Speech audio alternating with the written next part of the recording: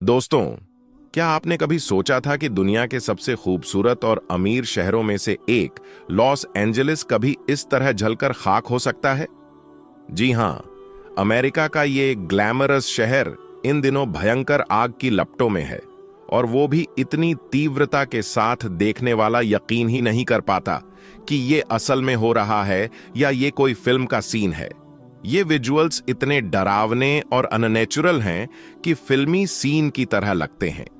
क्या यही वो शहर है जिसकी रोशनी रातों को जगमगाती है और जहां दुनिया के सबसे बड़े बड़े सितारे रहते हैं? तो चलिए, आज हम आपको बताएंगे कि कैसे लॉस एंजलिस जल रहा है, इसके पीछे क्या वजह हो सकती है, क्या ये अल्लाह का अजाब है या ये कोई चेतावनी है, और इसमें फिलिस्तीन के गाजा का क्या कनेक्शन हो सकता है। दोस्तों, अमेरिका के सबसे खूबसूरत शहरों में से एक और दुनिया के सबसे अमीर शहरों में से एक लॉस एंजलिस बुरी तरीके से जल रहा है।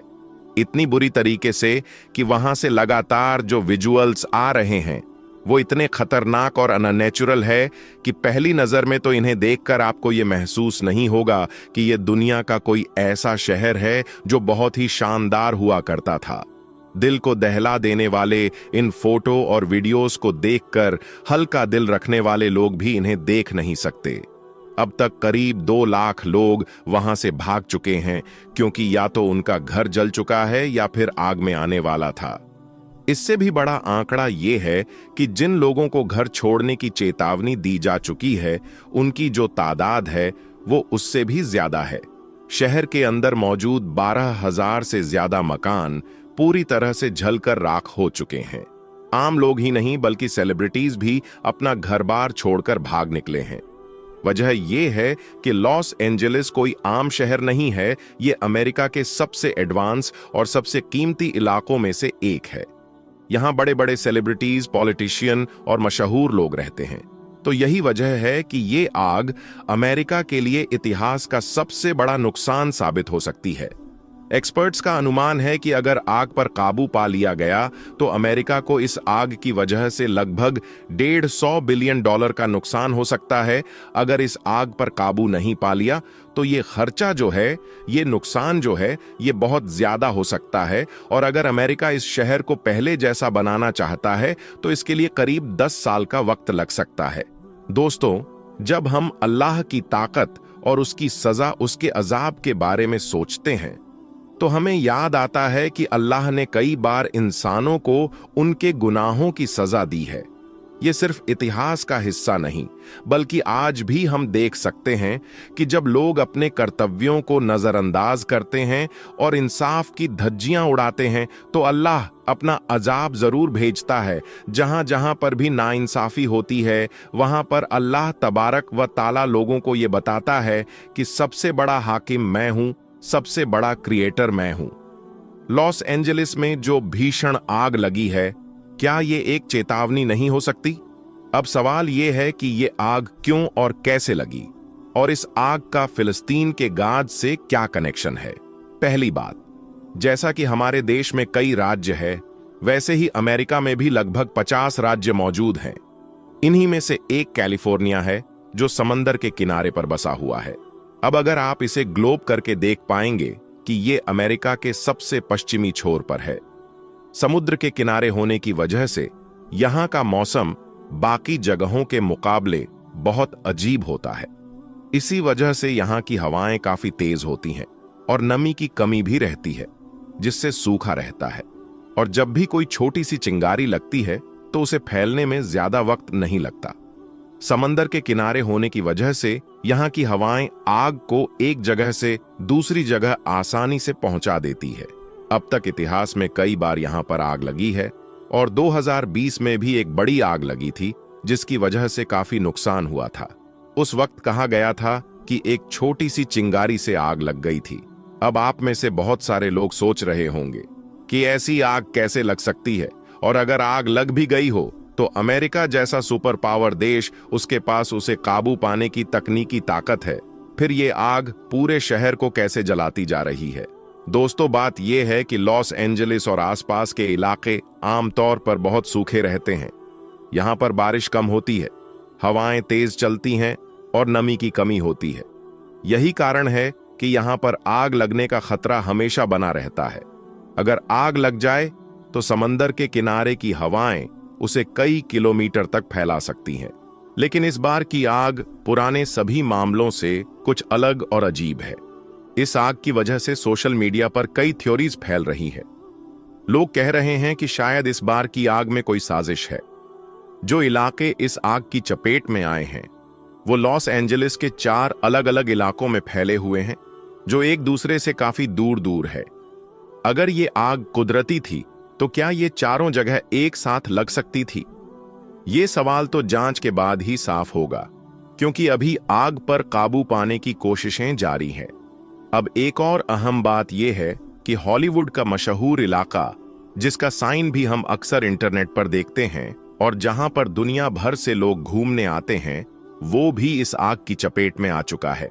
इसके कारण बहुत सारे सेलिब्रिटीज के घर जलकर राख हो गए हैं या वो अपना घर छोड़कर भाग गए। यही कारण है कि सोशल मीडिया पर लॉस एंजलिस और फिलिस्तीन, खासकर गाजा, दोनों ही ट्रेंड कर रहे हैं। कुछ हॉलीवुड एक्टर्स के पुराने स्क्रीनशॉट्स वायरल हो रहे हैं, जिसमें वो कुछ महीने पहले गाजा में इजराइल की कार्रवाई का समर्थन करते हुए उसे खत्म करने की बात कर रहे थे। लेकिन अब जब उनका खुद का घर जल चुका है तो वो सोशल मीडिया पर अफसोस जता रहे हैं। इसी वजह से सोशल मीडिया पर इन दोनों घटनाओं को जोड़ा जा रहा है। दोस्तों, एक वीडियो भी बहुत वायरल हो रही थी कि कुछ मुसलमान हैं जो लॉस एंजलिस में रहते हैं।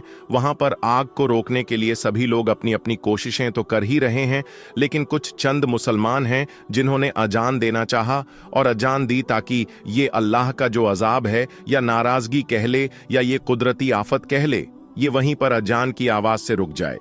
तो सोशल मीडिया पर ऐसे बहुत सारे वीडियोस वायरल हो रहे हैं जिसमें एक मस्जिद को भी दिखाया जा रहा है। एक मस्जिद का तो वीडियो न्यूज चैनल वाले ऐसे दिखा रहे हैं जैसे उनके बाप का घर जल गया हो, क्योंकि एक मस्जिद जलकर खाक हो चुकी है, शहीद हो चुकी है।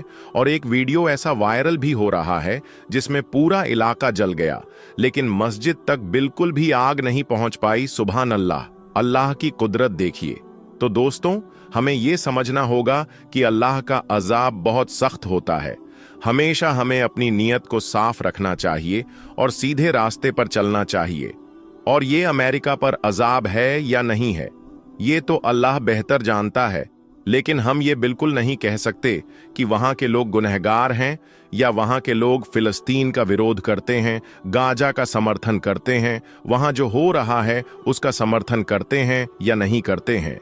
क्योंकि अगर अमेरिका पर यह अजाब आना ऐसा हम लोग समझते हैं कि अल्लाह का अजाब है, तो हाल ही में आप देख सकते हैं कि मक्का मदीना में तूफानी बारिश हो गई। तो ये क्या था? क्या इसको भी हम अजाब से जोड़ेंगे? तो बिल्कुल नहीं मेरे भाई, तो ऐसा बिल्कुल ना करें। वहां बहुत सारे मुसलमान मौजूद हैं, वहां बहुत सारी मस्जिदें मौजूद हैं। वहां जितना नुकसान दूसरों का हो रहा है उतना मुसलमानों का हो रहा है, क्रिश्चियन का हो रहा है, दूसरे धर्मों का हो रहा है। यहाँ पर बात इंसानियत की आनी चाहिए। हमें अल्लाह से दुआ करनी चाहिए कि जल्द से जल्द वो आग थम जाए और वो पूरा मामला ठंडा हो जाए। अल्लाह से दुआ है कि अल्लाह हमें कहने सुनने से ज्यादा अमल करने की तौफीक अता फरमाए। प्यारे दोस्तों, क्या आप जानते हैं कि इसी तरह एक बार काबा शरीफ में भी आग लग गई थी? तो आखिर ये आग क्यों, कब और किसने लगाई थी? आइए जानते हैं आज की इस वीडियो में। दोस्तों, खाना काबा वो इमारत जिसको सिर्फ एक नजर देखने के लिए हर मुसलमान का दिल तड़प उठता है, जिसके तवाफ के लिए हर मुसलमान रो रोकर अल्लाह से दुआएं करता है, जिसको सिर्फ छूने के लिए मुसलमान अपनी सारी माल दौलत लुटाने को तैयार रहता है। आज इसी खाना काबा के बारे में बात की जाएगी। आज के इस वीडियो में हम जानेंगे कि आखिर काबा को सबसे पहले किसने बनाया, क्या हुआ था जब नबी करीम सल्लल्लाहु अलैहि वसल्लम के जमाने में काबा ढह गया था, कैसे यजीद की फौज ने खाना काबा को गिरा दिया था, कब कब और किस किस ने खाना काबा को गिराया और बनाया था, सब जानेंगे आज के इस खास वीडियो में। मगर उससे पहले दोस्तों, चैनल को सब्सक्राइब जरूर करें और इस वीडियो को लाइक जरूर करें। दोस्तों, कई मुसलमानों की गलत फहमी है कि काबा की तामीर सबसे पहले हजरत इब्राहिम अलैहिस्सलाम और उनके बेटे हजरत इस्माइल अलैहिस्सलाम ने की थी, जबकि असल में सबसे पहले काबा शरीफ की तामीर दुनिया के पहले इंसान हजरत आदम अलैहिस्सलाम ने की थी। अल्लाह ने जब आदम अलैहिस्सलाम को इस दुनिया में भेजा तब उनको हुक्म दिया कि मेरी इबादत के लिए एक घर बनाओ जो दुनिया का पहला घर होगा। इसके बाद जब जब जरूरत पड़ी तब तब आदम अलैहिस्सलाम की औलादों ने काबा की मरम्मत का काम अंजाम दिया। काबा सबसे पहली बार जिस दौर में ढह गया था वो दौर था हजरत नूह अलैहिस्सलाम का। नूह अलैहिस्सलाम की कौम ने जब उनको पैगंबर मानने से इनकार किया और नाफरमानी पर उतर आए, तब अल्लाह ने नूह अलैहिस्सलाम की कौम पर सुनामी की शक्ल में अजाब भेजा। और ये सुनामी सिर्फ मक्का में नहीं आई थी, बल्कि पूरी दुनिया इस सुनामी की चपेट में आई हुई थी। दुनिया का हर इंसान, हर जानवर इस सुनामी में खत्म हो गया था। बस नूह अलैहिस्सलाम पर ईमान लाने वाले बच गए थे। इस सुनामी में काबा भी ढह गया था, मगर काबा की नींव सलामत रही। इसके बाद अल्लाह ने जब इब्राहिम अलैहिस्सलाम को पैगंबर बनाकर भेजा तो उनको हुक्म दिया कि काबा की दोबारा तामीर करो। इब्राहिम अलैहिस्सलाम ने अपने बेटे इस्माइल अलैहिस्सलाम के साथ मिलकर उसी जगह पर जहां आदम अलैहिस्सलाम ने काबा शरीफ बनाया था, उसी बची हुई नींव पर काबा को फिर से तामीर कर दिया। इब्राहिम अलैहिस्सलाम के बनाए काबा की खास बातें ये थीं कि इस काबा में 2 दरवाजे होते थे, एक अंदर जाने के लिए जबकि दूसरा बाहर जाने के लिए। इसके अलावा एक खिड़की भी थी। सबसे खास बात, इस काबा पर छत नहीं थी और काबा आयताकार का था।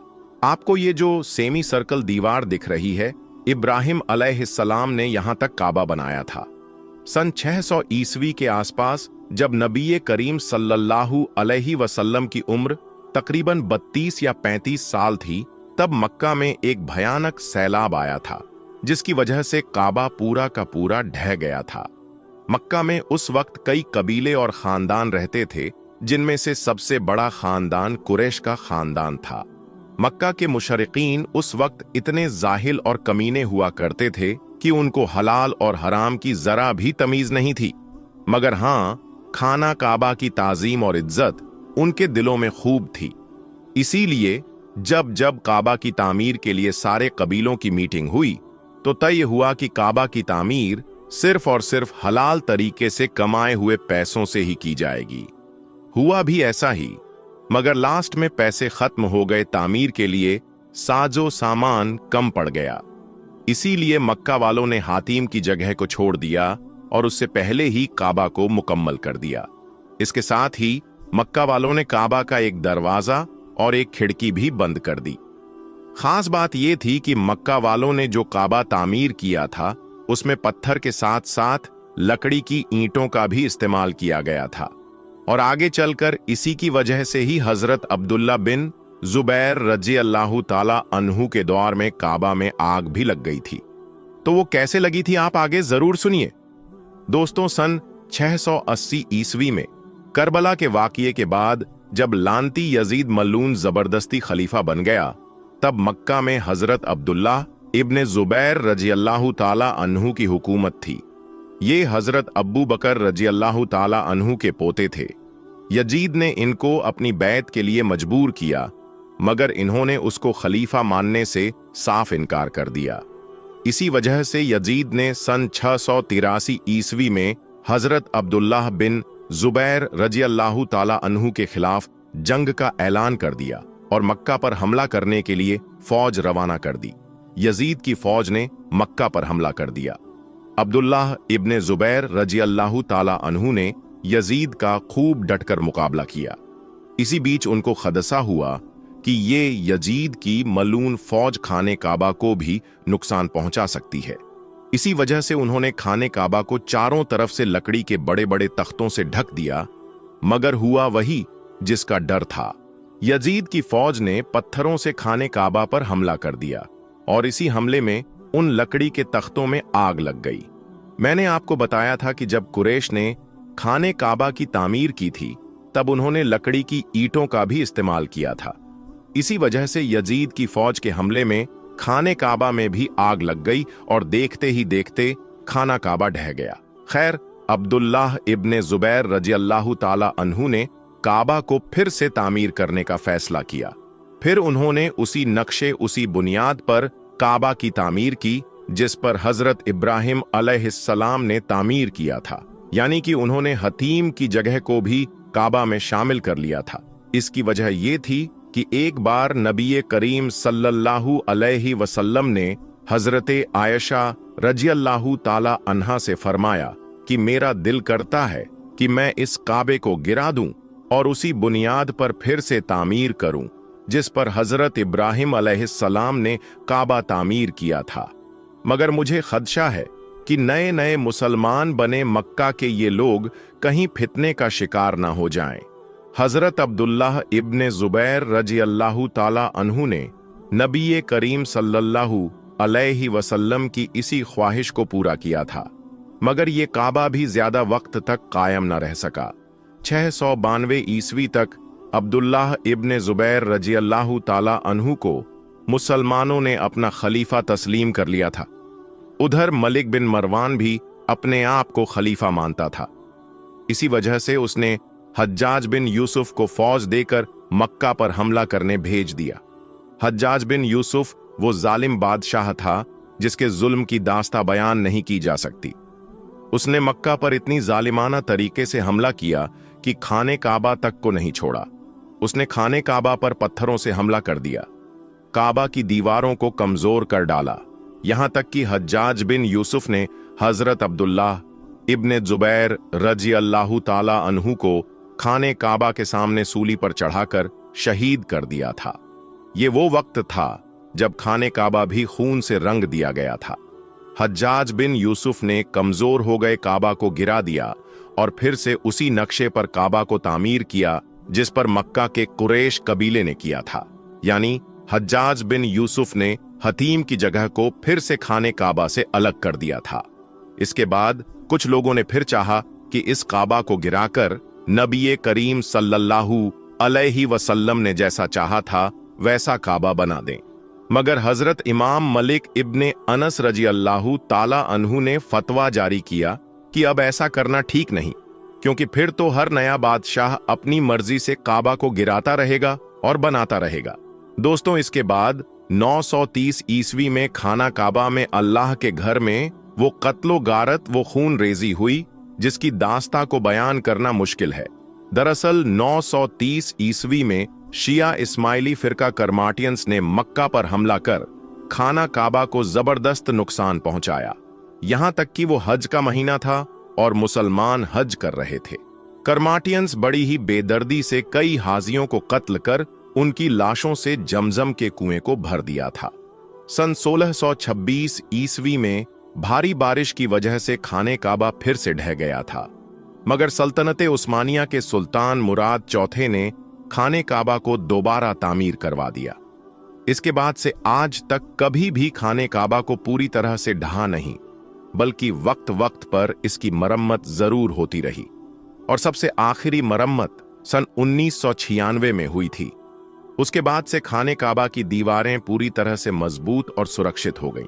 मगर दोस्तों, एक वक्त ऐसा आने वाला है जब खाने काबा को जिस दिन ढाया जाएगा वो दुनिया का आखिरी दिन होगा, क्योंकि नबी करीम सल्लल्लाहु अलैहि वसल्लम ने एक हदीस में फरमाया कि कयामत की निशानियों में से एक निशानी ये है कि एक काला हबशी जिसकी पिंडलियों पतली होगी, वो बौना होगा, वो काबे को तोड़कर तहस नहस कर देगा। तो दोस्तों, ये थी आज की हमारी वीडियो। उम्मीद है कि आपको ये वीडियो जरूर पसंद आया होगा। आज की इस वीडियो में बस इतना ही। हम मिलेंगे आपको अगली वीडियो में। तब तक के लिए अल्लाह हाफिज।